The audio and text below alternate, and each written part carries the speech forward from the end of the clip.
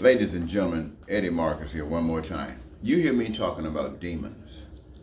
I call demons representations by physical individuals of ungodliness, of evil things like lying and cheating and being a racist and bigot. I've heard and I have called Donald Trump and those that believe in him and follow his lies as evil people and evil spirits. Why all collectively, everything you can think of connected to that. But why do I say these people are evil? I mean, what is my motivation for that? You've heard me say a lot of things, but there's one thing you never heard me say, and something has given me information to say it. Evil people are people who trusted in God to a certain extent, and God did not come through for them. And so they turned their back on God. Let me give you an example. Evil people are people who trusted on God that God would provide food for them, and they didn't get food. They hungered. They starved. Many of them died. There are people who relied on God for certain essentials like basic survival, even maybe education. They wanted it so bad, never could get it. They prayed, still couldn't get it. And so they just rejected God. And having rejected God, they said there is no God, and so they claimed the position of God. It was the same way when Moses supposedly led the Hebrew children out of Egypt land, going to the promised land.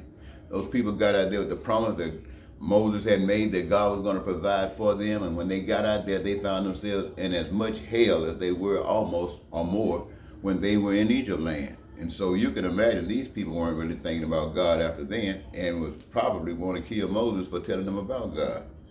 So if this happened then and God is real, I would still tell you and hope that you could accept that. What would my motivation be to say that to you? And I'll have to say it to you like this. No one would challenge whether food was made available on earth. I mean, it's here. It was here then, and it's here now. So the fact that they did not eat or could not eat wasn't that God hadn't provided for the food for them. It's that they didn't want to do what was required to get it. They didn't want to do that. Somebody said food rained down from heaven. Manna, it rained down from heaven. They ate that. So what they were looking for is a God that came and just did it for them. And God isn't doing it for them. God has done what God is supposed to do, and the people have to do what they are required to do. If you want to eat and the food is made available, you got to get the food. Now, there are different ways you can get the food. You can do it as an individual or you can do it as a group. There's ways that you can get the food and make it very, very complicated for you. And there are ways that you can get the food by making it easy for you. How do you make it easy? You make it easy by involving everybody in the process.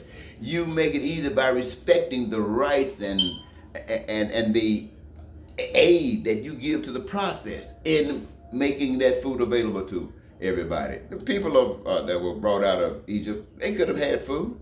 They just didn't want to go get it. Or maybe they didn't know how to get it. And if there was someone among them who knew how, people weren't listening like they are not listening today. The problems that we as Americans are having in our political strain with the Republicans and Democrats and black and white, God is not the author of these problems. We are. And we pray saying, God, fix these problems. God ain't fixing these problems. We got to fix these problems. Let me tell you what, a few minutes ago. Things are so rough.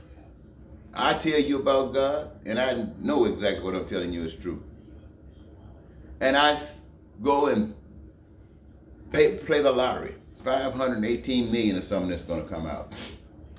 One time, if I can win the billions, I want to spend all of the money going everywhere, opening up halls and sharing the great news of the gospel about God. And then, having made that thought, it dawned on me that wouldn't do any good. People hear about God all the time. So if I went out and opened up all these community halls of finding buildings where I can draw you to come and let me tell you about God. It's no different than what, what's this guy named Osteen is doing. I mean, he's talking to thousands and thousands of people every day. What good is it doing for God? What good is it doing for us? Nothing. So something told me if I had won those billions of dollars, I wouldn't have been doing them wasting my time. It wouldn't have brought not a single one of you close to God. Because if you came that way, the only thing you'd be looking for is how you can scheme and try to get some of that money out of me. Okay, I realized that. So something said, well, you can forget that idea. Then I thought about if I could win the lottery by buying a ticket, on the 14th. If I can win that lottery, I think it was 518 million, something like that. I wouldn't get that much. But I thought this time what I'll do is I'll pay off all my bills. I would pay off my sisters and brothers who are in debt. I'd help them get out of debt. I would finance some kind of operation so they could engage themselves in a particular process for which I am in, and give them a salary that made it possible for them to kind of enjoy a little bit of life as the money is still available. And I even told my wife that when I win this lottery, I was going to buy her a Jaguar. I was going to get rid of these raggedy cars around here and just replace them with some good stuff. I was going to make sure that these people that are really close to me, that have suffered in their lives because of my commitment to this particular way of doing things, I was going to use that money to make their lives better. And then I waited through the night. I didn't want to check it at night. I wanted to believe that I might win, so I would let night pass. So all during the night, I can still believe that I might win. And then in the morning time, I could check the number. And so I did that. I checked the number. And I didn't win a penny. Like I always never win a penny. So I thought, I can't get my wife that Jaguar. I can't pay up all these bills. And I was sitting there and I was thinking, Lord, how is it? I mean, I've given you my life. I've given it. I sacrificed lies just so I can follow the truth. And here I am. I'm hurting. And I wish you would help me. And what is the problem? And then it just dawns on me, God is not in the business of doing this stuff. God is not in the business of doing this stuff. It is our duty. It is our responsibility. I mean, when people win a lottery, it's nothing but luck. It's a game that's played as a chance, but it's all luck. It is nothing about God. And so if we want our bills paid, if we want the nice things of life, we got to have the kind of faith in God that moves us to act like God and stop acting like demons.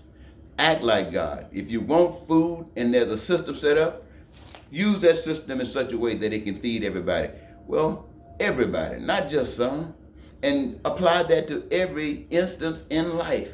We have to do things for ourselves. We have to get up off our knees praying to someone we can't see. We have to stand up and be what we are praying to. We have to stand up and become what that is that we see out there. Not that destroys, but something that builds. We got to do it. If we don't do it, we will never see God. Thank you.